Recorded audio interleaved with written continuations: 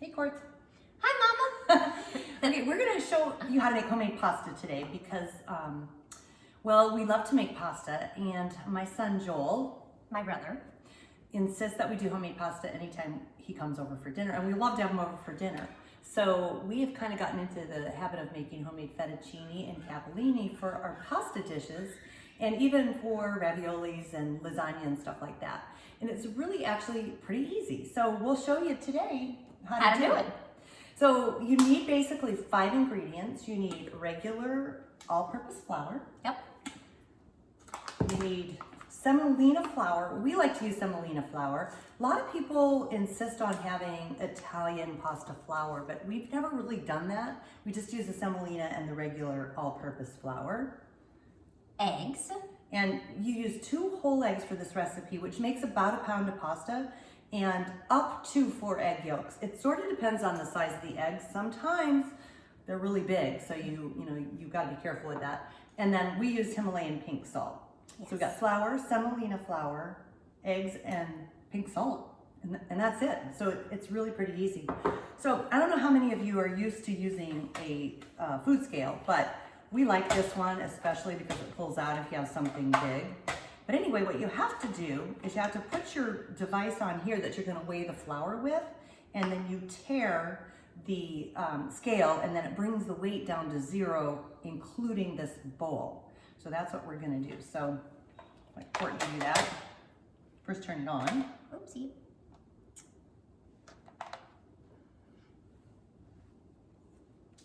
So we put it on there. And Hit the tear button, and it zeroes it out. So that's perfect. And now what we want to do is we're going to add 5 ounces of semolina flour. So we kind of just pour until we get to where we think we need to be. Let's see.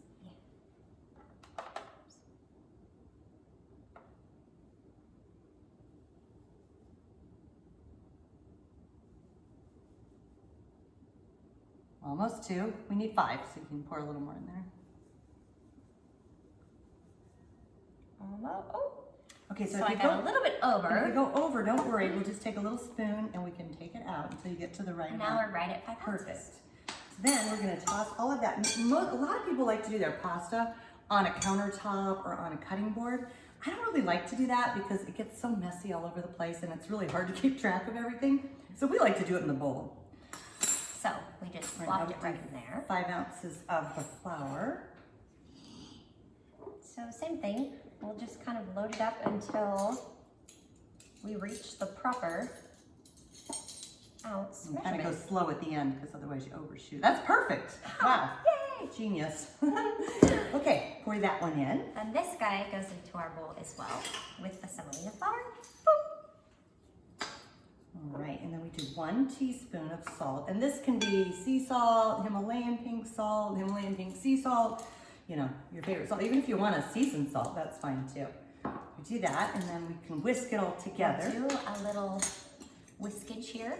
I think I might have made that word up, I'm not sure. And we get all the flours mixed and the salt mixed together. And then, Then we start cracking the eggs. woohoo! So, that's here. So we do this next. Here, right?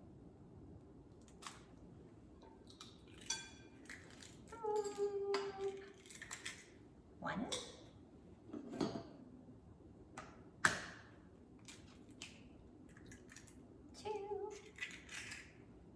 Now comes the tricky part. And you can make a little well inside of the bowl too at first, because what you're gonna do is start whisking all of the eggs together with a fork and then gradually incorporate the rest of the flour. So now we're gonna save our egg white because we like to have egg whites for breakfast, so we're gonna save the egg whites.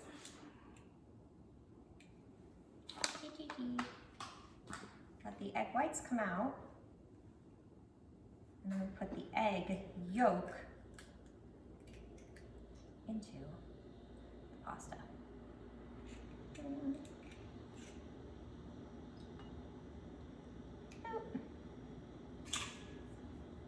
It's 1 egg yolk. And what I'm gonna do, I'm gonna hold off on the fourth egg yolk because some of these kind of organic eggs are really, really big and they have huge yolks. So if you can get your pasta too wet that way, you don't really ever have to worry because you could always add more flour, but it's a lot better if you get the right consistency to begin with. We're gonna have egg whites for breakfast. Perfect. By the way, if you haven't seen, we have an egg white quiche that's really yummy with roasted mushrooms and shallots and arugula and feta cheese and Gruyere cheese. It's delicious. Okay, so now you have it looks just like this. You've got all of your yolks, got your eggs, and from the middle of the bowl, you start incorporating the egg yolk, the eggs, and the flour, bringing in a little more flour each time so you could get a nice dough going. And if it seems too dry, then what we'll do is we'll go ahead and add that fourth egg yolk, which it looks to me like we're gonna need to do that. So let's go ahead and do that. It's unfortunate that eggs aren't always exactly the same size, but because they're not, this is what we have to do, kind of guessing by golly. Yep. That's kind of a little guy. Okay, so now we're gonna get all that stirred in together. And then with our hands, clean hands, of course, Yes, we just washed them. we're gonna take our hands and try to incorporate the rest of the flour as much as we possibly can into this dough.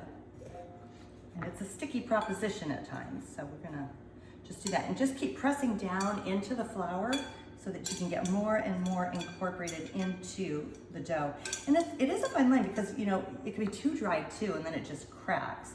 And if it's too soft, then it gets stuck in the pasta maker.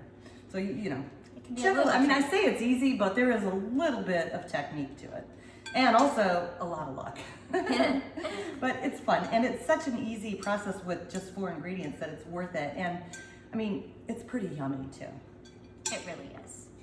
Okay, so now we have gotten just about the entire amount of the semolina and the flour into our dough ball. We can push down and get a little bit more. And then we're gonna sprinkle a little of this on our cutting board. Maybe just a little bit more than that. You wanna have a nice surface of flour on there. All right, and then I am gonna wash my hands and Quartzy can start kneading this. Yes. So we'll knead away.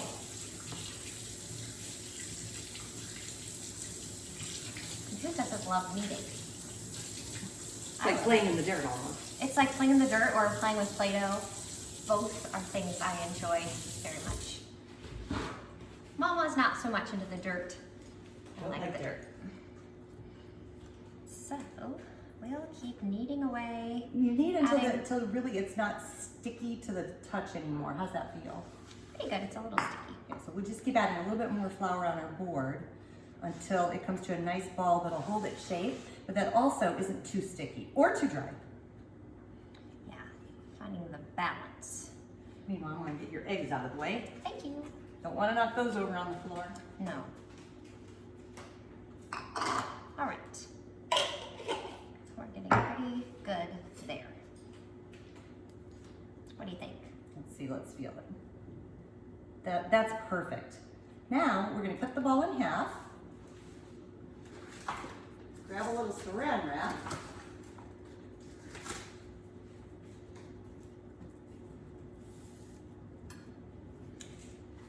Cut it.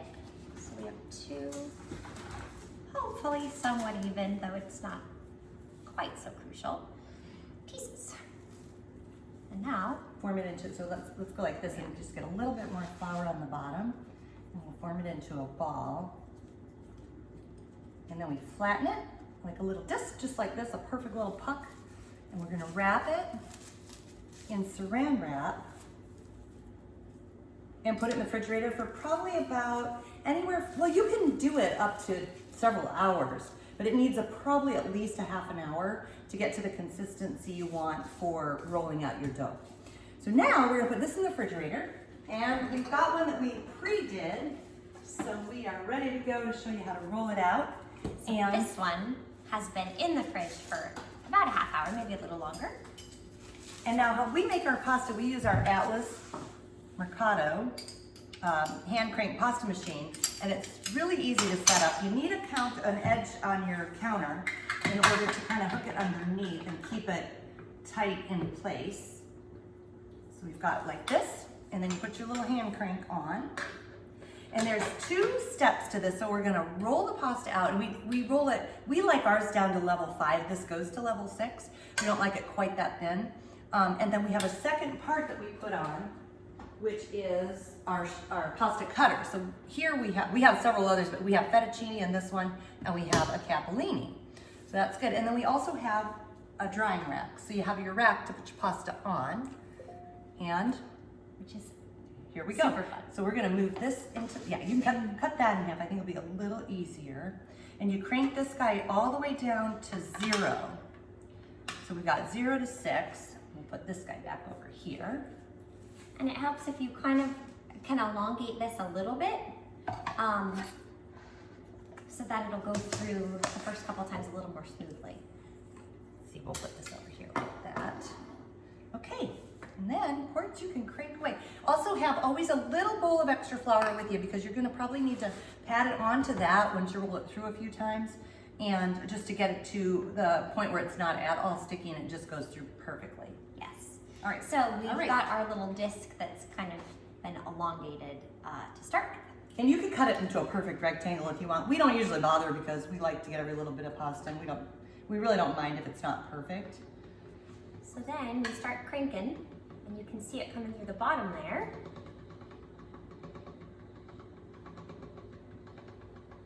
Looks good.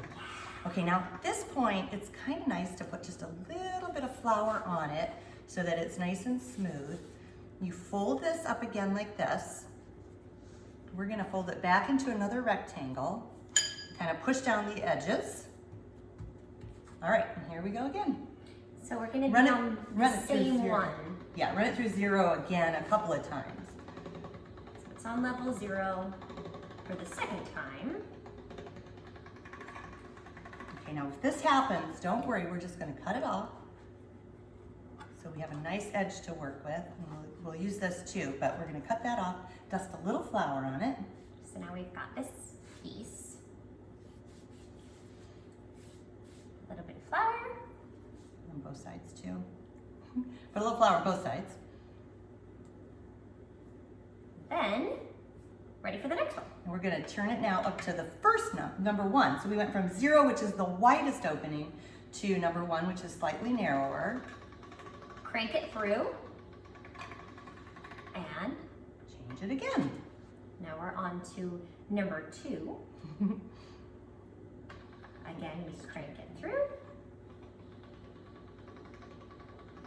It's helpful to have 2 people, but it's definitely doable with just 1. Now crank it to 3. Trying to get it in As straight as possible. we can. We've done raviolis, and the ravioli maker on this Atlas Mercato is really cool, and when you watch the professionals do it, it's amazing, but I had it leak, the filling leaked everywhere, so we pretty much just stick to regular pasta. Oops, we're gonna go to 4. I have my glasses on, so it's hard for me to see anything. It's very small numbers on this little machine. And the cool thing about the Atlas Mercato is it comes in all these really fun colors, so you know the color of your kitchen. We ended up with stainless, but we also have a red one somewhere. Our son has a blue one, so it's kind of fun. They have copper color, gold. I don't know if they have a green. They should have green, I think. Okay, no, oopsie. Are we on number 5 5? now. Okay, so this is the last one for us. You can go to number 6, but we like it like this. We like a little bit of a bitey pasta, so for us this is perfect. Now, We add on the attachment, and we remove the handle and put it on the new part, which is something I often forget. So I'm cranking the other part of the machine. So yeah, I think I'll come around because then I can help catch the pasta. So This now, is where it's really handy to have 2 people. yes. So I'm gonna crank here, and it's going through the attachment, which is going to cause it Oh, now I'm going to turn around over here. to come out in little pieces, as you can see. So now, yeah, it makes it a lot easier if you have two people on this part. And there we go. We have perfect fettuccine, and you dry it right on your little rack. And I mean, you can dry it for as long as you want. It cooks faster when it's more moist, but it also can clump together when it's more moist. So sometimes we like to leave it at least for a couple of hours on the drying rack. So anyway, And that's this is, how you make homemade pasta. Pretty easy, really. yeah, All that. enjoy. Thanks for watching. And then watch for our pasta recipes. We have a roasted mushroom shallot coming out. We have an arugula parmesan. We have a chicken gorgonzola pasta, which is delicious. So we have quite a few recipes coming out. And then a pear ravioli also, to do the ravioli. Yeah, a pear chicken ravioli, delish. Thanks for watching. Bye.